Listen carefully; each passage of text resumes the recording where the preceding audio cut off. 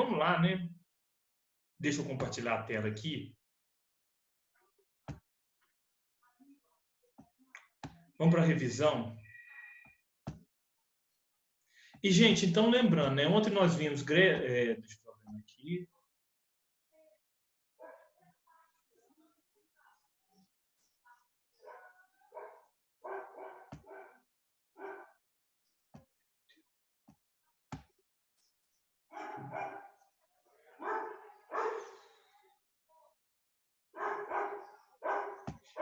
Gente, o que é isso, computador? Olha só, então na aula de hoje nós trabalhamos com determinados aspectos relacionados à Grécia Antiga, à Roma Antiga, à Alta Idade Média e à Baixa Idade Média e outros aspectos mais relacionados à formação. Pronto. Parece que quando compartilha a tela, ele dá uma piorada. Então, mas eu vou tentar compartilhar a tela aqui de novo. Deixa eu ver aqui. Só vendo o bate-papo aqui que vocês colocaram. Travou aí, pessoal? Travou sim. Mas acho que agora voltou. Vou tentar compartilhar a tela de novo. Se não der, aí eu peço para vocês entrarem lá no grupo do WhatsApp de vocês e acompanharem pelo WhatsApp esse PowerPoint que eu fiz aí, tá bom? Então, vou deixar isso com vocês. Quando compartilho, parece que não fica bom. Vamos ver aqui. Se travar, vou deixar isso combinado. Bom, acho que agora não está travando mais, não. Pois bem, então na aula de ontem, nós chegamos a ver a Grécia Antiga, Roma Antiga, reinos bárbaros pegando o feudalismo na Idade Média, estilos na Idade Média, o estilo românico e o estilo gótico, as chamadas feiras medievais, as cruzadas, que foi esse contato tenso entre cristãos e muçulmanos, a chamada crise do século XIV, e terminamos aqui no Iluminismo. Gente, o Iluminismo foi um movimento intelectual, ou seja, a teoria. A prática acabou se tornando as revoluções, as independências, os movimentos emancipacionistas a seguir. Então, um primeiro movimento fortemente influenciado pelas ideias iluministas foi a independência dos Estados Unidos. E curioso, né, gente? Isso não vai cair no Enem, alguma questão sobre a ordem e tudo mais, mesmo porque está muito recente o que aconteceu dentro dos Estados Unidos, a invasão ao Capitólio. Eu não considero aquilo dali uma tentativa de golpe de Estado, porque você não teve forças armadas, mas você tem uma invasão, e uma invasão criminosa. Agora, o que isso tem a ver com Constituição e história dos Estados Unidos?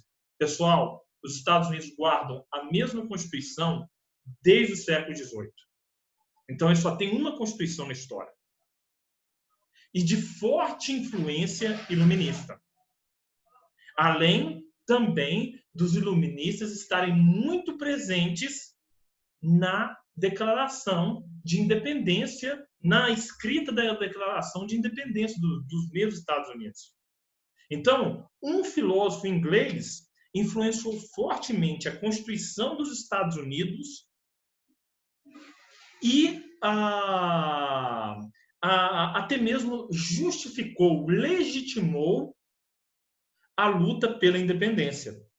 Alguém sabe quem é esse filósofo, gente? Filósofo iluminista inglês?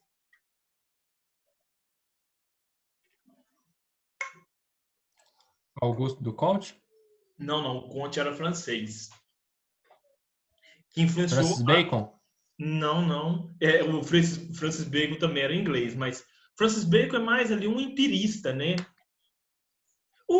De certo modo, esse filósofo tinha ali algumas... Ele também está dentro do empirismo inglês, o Luiz, mas ele também faz muitas considerações sobre política. E esse filósofo é John Locke. John Locke influenciou fortemente a construção dos Estados Unidos da América. E aí, pessoal, é possível perceber dentro das emendas constitucionais dos Estados Unidos uma forte influência do John Locke. E até mesmo a independência foi justificada por uma afirmação de John Locke. Qual é essa? É direito natural dos seres humanos se rebelarem contra um governo tirânico. E aí Thomas Jefferson, pegando essa frase, né, e essa frase tem que ser lembrada dentro do que aconteceu nos Estados Unidos na semana passada, qual frase que é essa? O preço da liberdade é a eterna vigilância. Então, são caros aos Estados Unidos os ideais de liberdade. Não é à toa que eles se chamam até os dias de hoje de terra das liberdades. E graças a essa influência iluminista. Mas lembrando, gente, escravo ainda continuou escravo depois da independência. Mulher ainda continuou submissa depois da independência.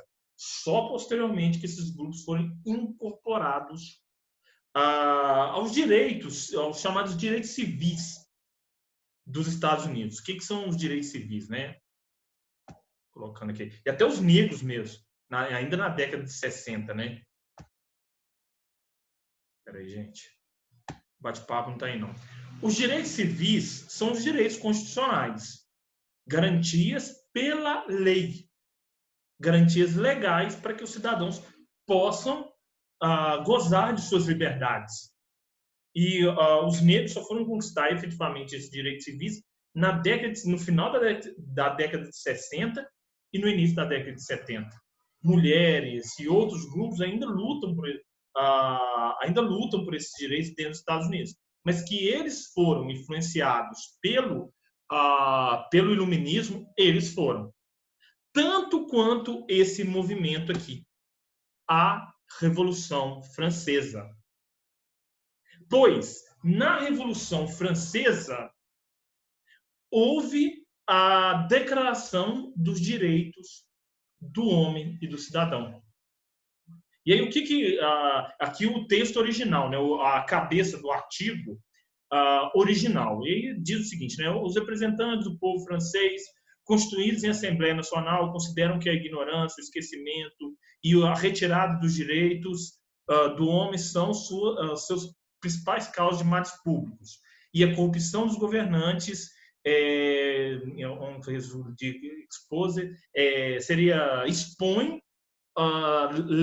demanda uma declaração solene. Então, aqui é uma introdução em francês, é que eu só quis gastar um pouco mesmo, mas o que fala a declaração? Na verdade, a declaração coloca no papel várias ideias dos iluministas. Coloca no papel a ideia de poderes tripartidos do Montesquieu, coloca no papel a ideia de liberdade religiosa e de pensamento do Voltaire, entre outros.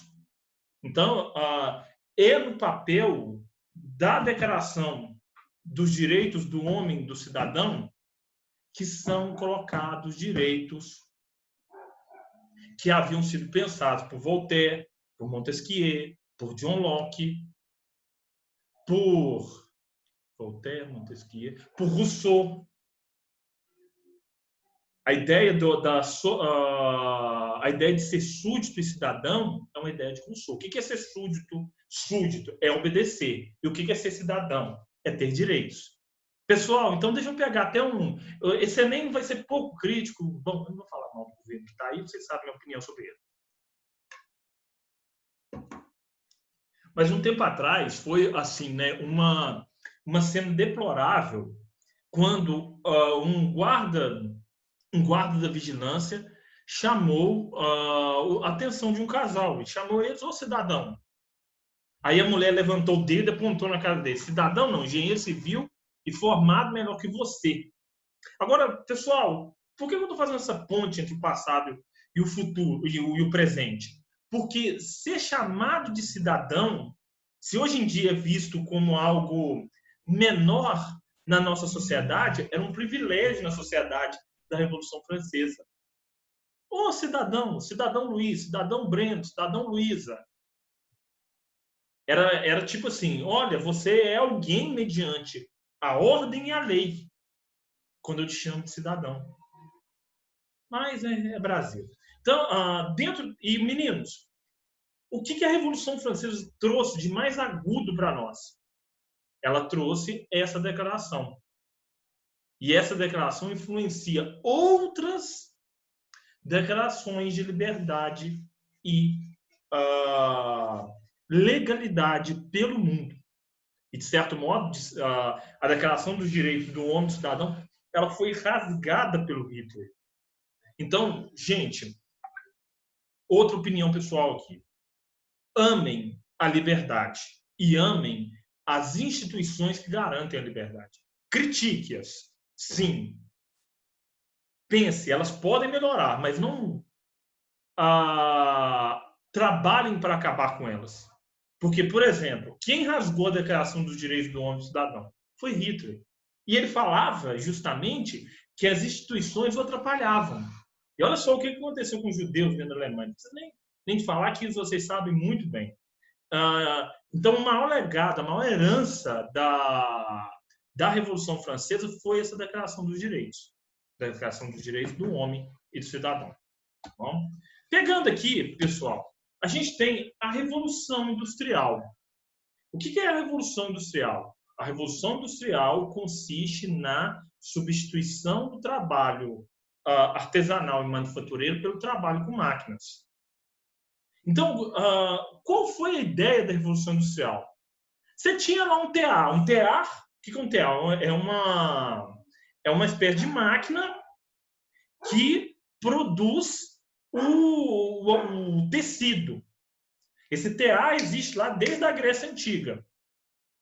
Agora, qual foi a ideia da Revolução Industrial? Vamos fazer esse TA funcionar mais rápido? Vamos. Como? Motor. Vamos botar um motor, em vez de ter um homem lá sacudindo o TA o dia inteiro para ele funcionar, para produzir algodão, coloca um motor que ele anda bem mais, ele trabalha em ritmo bem mais acelerado. Revolução Industrial. Substituição do trabalho humano por máquinas. Lembrando que... E, gente, olha só que curioso.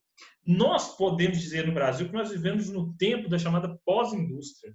Olha o tanto que o Brasil diminuiu a sua industrialização. Mas isso não é caso para mim agora. O Fernandinho já deve ter visto com vocês. Então, alguns autores, e aí também o Fernandinho deve ter trabalhado com vocês, trabalham com 4 revoluções industriais.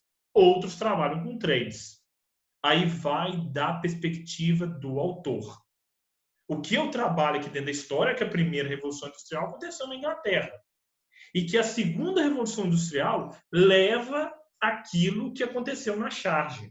E aí eu vou pedir o Luiz, sempre o Luiz, que é o meu... como pode dizer assim? A minha válvula de escape aqui para eu falar menos, né, para participar. Luiz, faz uma leitura dessa charge aqui. Interpreta a charge, faz um papo para nós. Essa do Mapa Mundi? Essa do mapa que você está vendo aqui. Bom, a África foi uma das principais, tirando a América, foi a principal colônia de exploração da Europa, né? E a partir do momento que os Estados Unidos conseguiram a independência, eles também se enriqueceram porque eles passaram a vender para os outros países. Pelo menos é o que eu enxergo. Exatamente. De certo modo, essa charge colocada aqui é uma charge que retrata a segunda Revolução Industrial. Em primeiro lugar, por quê? Porque você já não tem só, por exemplo,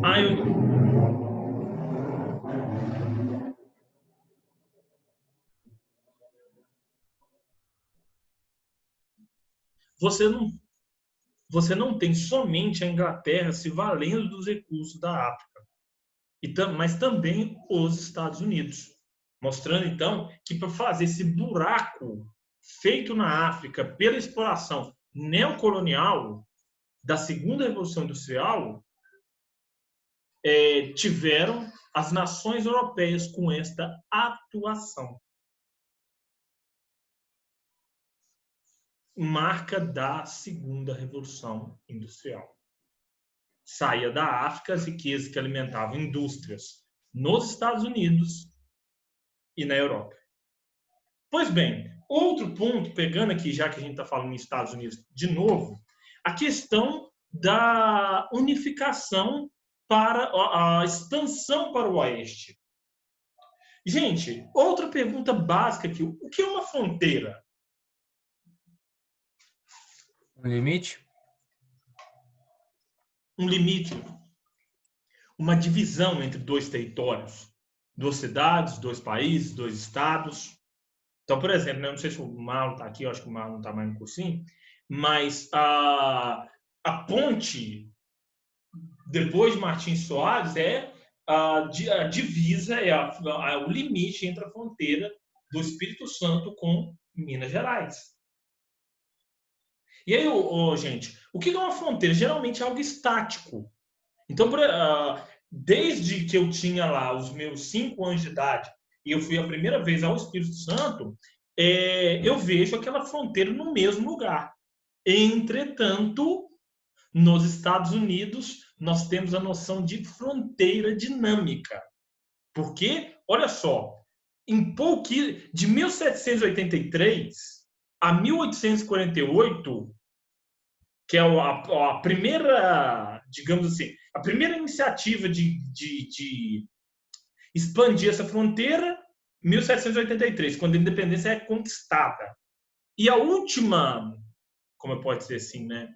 A última iniciativa dessa expansão fronteiriça é a concessão da Califórnia pelo México, em 1848. Então, entre esses menos de 60 anos, a fronteira dos Estados Unidos estava em constante transformação. Ela não tinha aquele ponto fixo, como, por exemplo, né, nós que estamos aqui em Manaus, quando vamos ao Espírito Santo, sempre vemos a fronteira no mesmo lugar. Fronteira, de vez em quando, mudam, mas não mudam com essa velocidade que mudou a fronteira dos Estados Unidos. E, meninos, outro ponto de fundamental importância também. A noção de fronteira atualmente, dentro dos Estados Unidos, é aonde estão os nossos interesses. Se os interesses dos Estados Unidos estão no espaço, lá está a última fronteira. Quando o homem chegou à Lua, dizia-se nos Estados Unidos a conquista da última fronteira. Alguns falam que essa conquista vai vir em Marte. Isso nunca para. Ou seja, aonde estão os interesses dos Estados Unidos estão ali a sua atuação para expandir a sua zona de influência. Gente, outro ponto de fundamental importância também, tudo isso aqui no século XIX, olha. A segunda Revolução Industrial, expansão para o oeste dos Estados Unidos e unificação da Itália e da Alemanha. Gente, dentro do que eu fiz, dentro de uma pesquisa que eu fiz, nós não temos muita cobrança sobre a unificação da Itália e da Alemanha, mas é sempre bom estar de olhos abertos a respeito disso. E outro ponto também, pode não ter muita questão no Enem sobre a unificação, mas a unificação da Itália e da Alemanha se liga à Primeira Guerra Mundial. Então é bom saber. Para entender a Primeira Guerra Mundial, vamos primeiro entender a unificação da Itália e da Alemanha. Então, gente, temos aqui o seguinte. Entrar aí no bate-papo, né? Um pouquinho.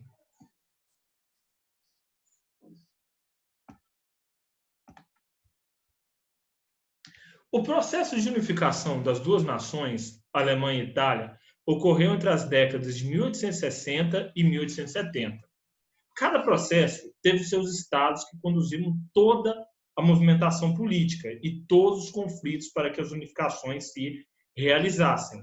No caso da Itália, o reino de Piemonte e Sardenha tratou de disseminar a perspectiva unificacionista e nacionalista para os demais reinos. De forma semelhante, atuou a Prússia, que se aproveitou do contexto da guerra contra a França na década para unir-se nacionalmente à Alemanha. Pessoal, deixa eu fazer uma pergunta. Pode me responder no chat, se der para ver, eu vejo. Pode me responder tirando o microfone. Vocês podem me falar de eventos que trazem uma unidade nacional, que trazem uma união nacional?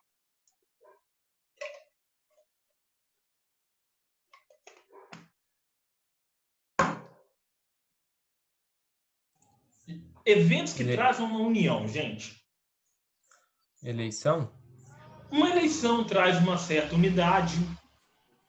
Sim, mas tem mais, Luiz. Vamos fugir só desse campo político, que tem outros campos também que trazem unidade.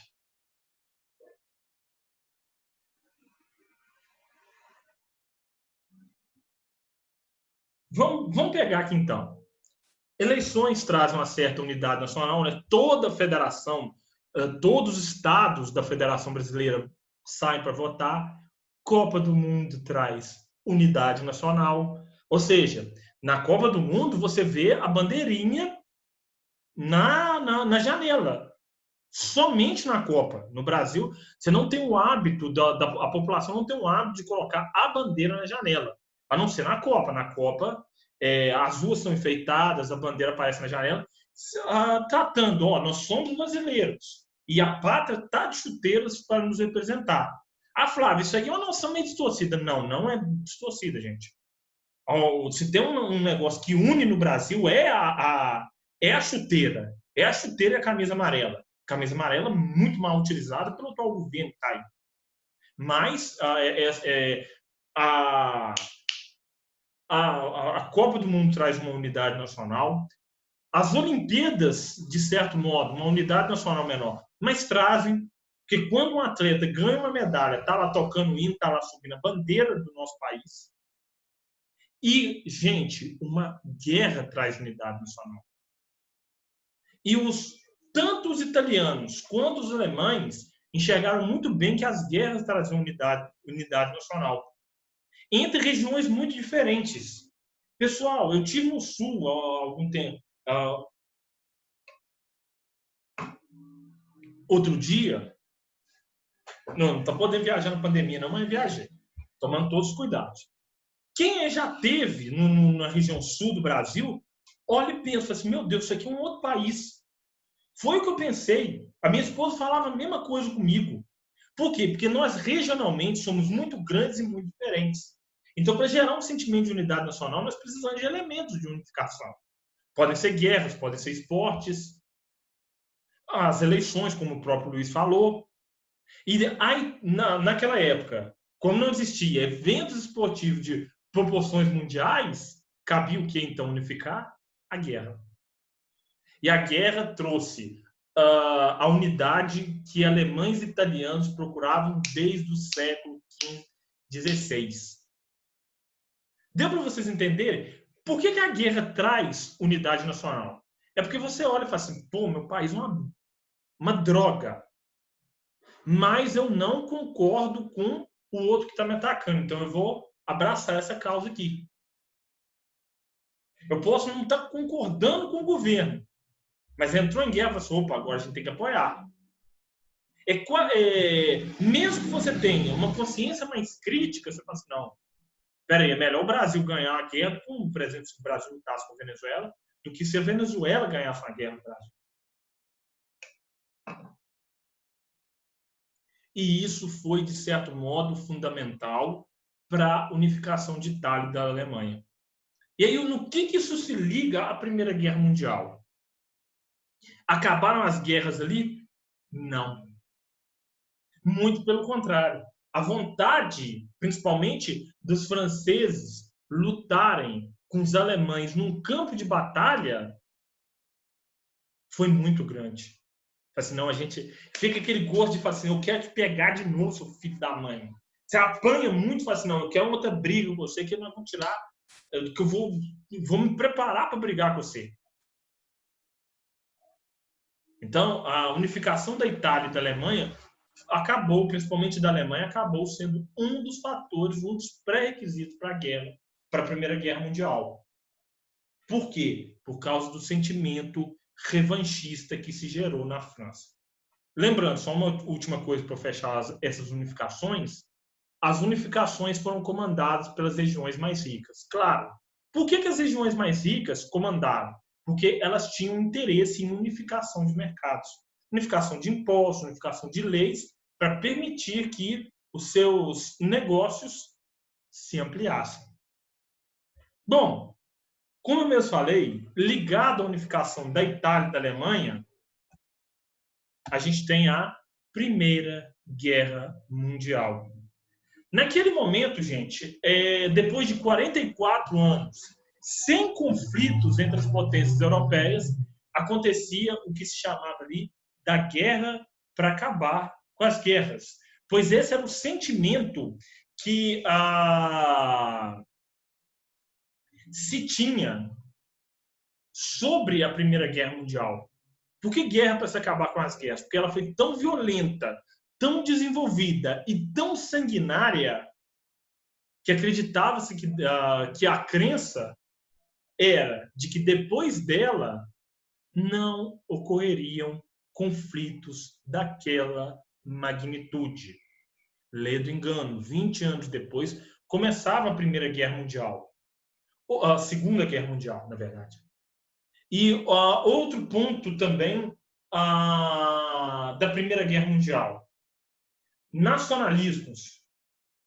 Gente, o que é um nacionalismo? O nacionalismo é um sentimento de povos que compartilham uma cultura, uma história, um idioma, características em comum. Então, só não estou conseguindo escrever no chat, mas tá bom. Anota aí, se alguém estiver anotando e tudo mais.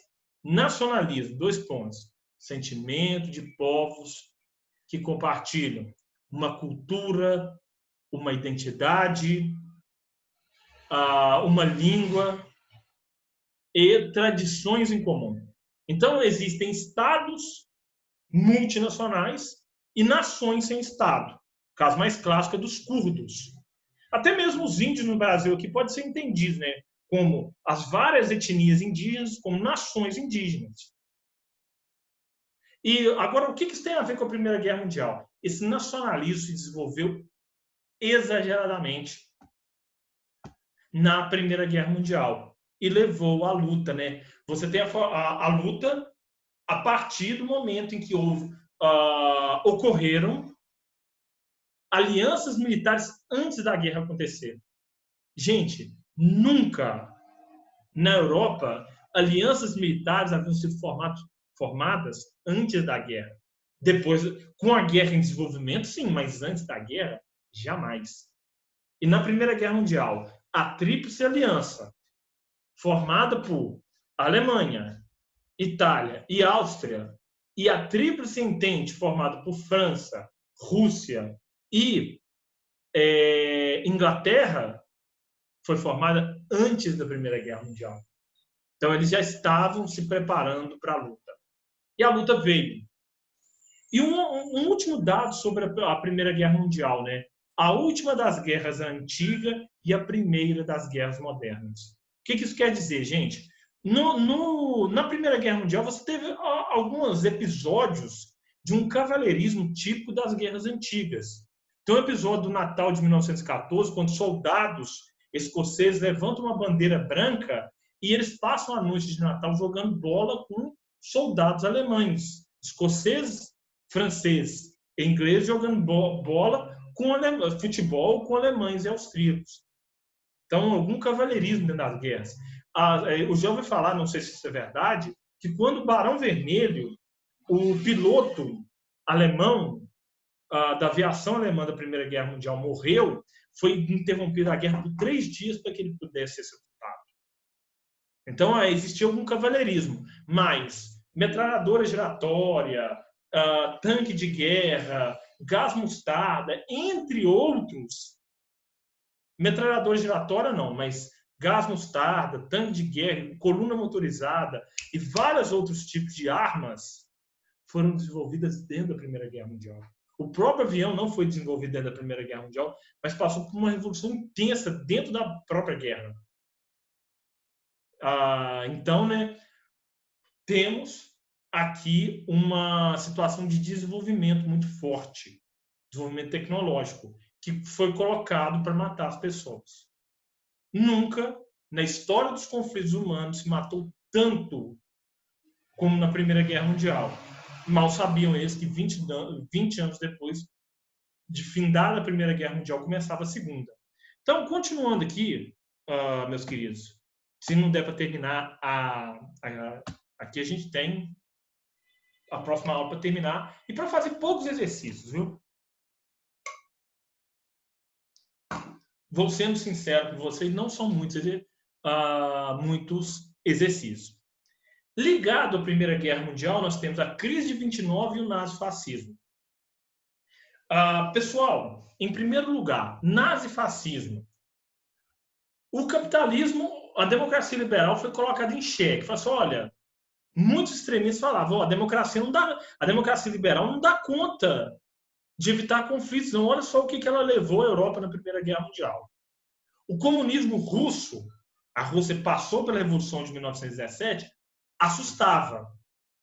Alguns grupos na Europa pensaram, a gente tem que manter uma economia capitalista, mas com um Estado forte e centralizado. Qual foi essa solução? Nazifascismo.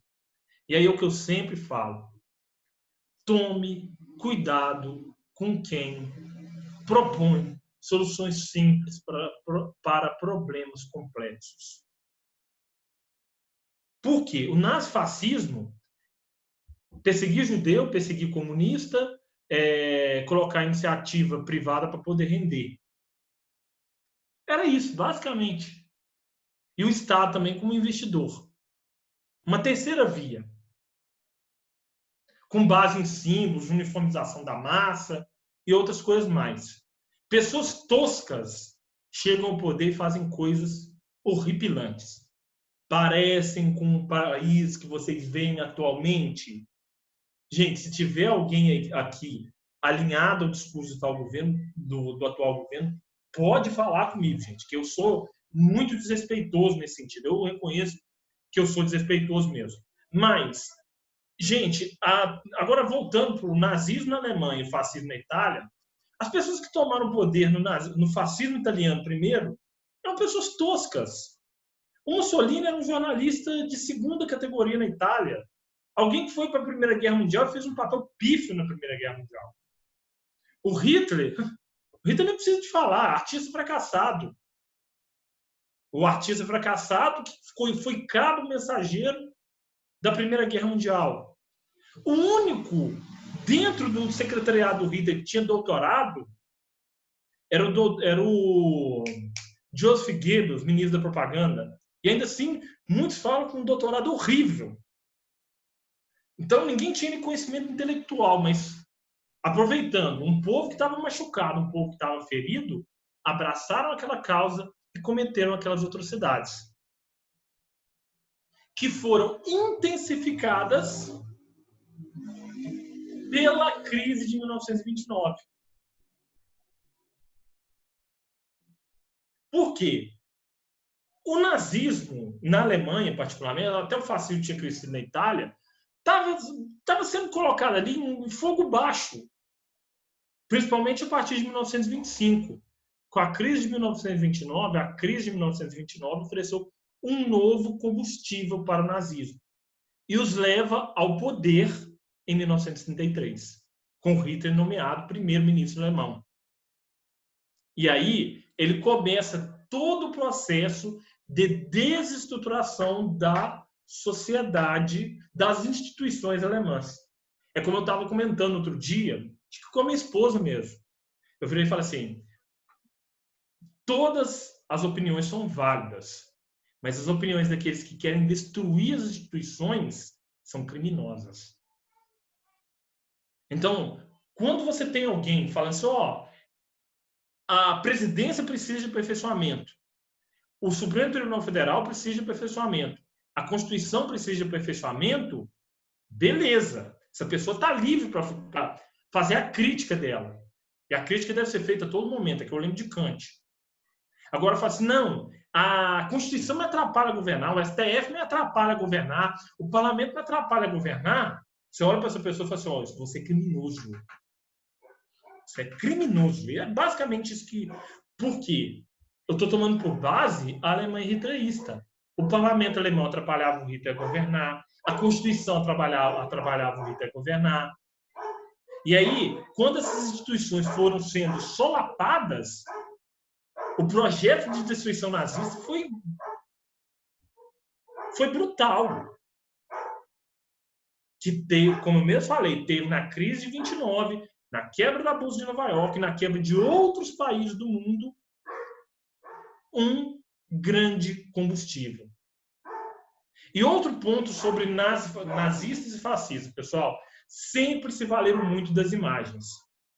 Você tem aquele símbolo ariano, né? Aquela espécie de cruz meio deitada no nazismo. Você tem o fátio de combatimento, que é essa vara de feixe segura com um martelo, com a foice em cima. Para que serve o símbolo? Para se identificar. Nossa, isso gera uma identificação em mim. E aí essa identificação, de certo modo, foi o ponto extremo do nacionalismo. Ou seja, o nacionalismo não foi apenas um causador da Primeira Guerra Mundial, ele foi um causador da Segunda também. A minha nação é a melhor que tem. E todos aqueles que não estão no conceito da minha nação devem ser destruídos. A pergunta básica aqui: quem deveria ser destruído por Hitler? Principalmente, né?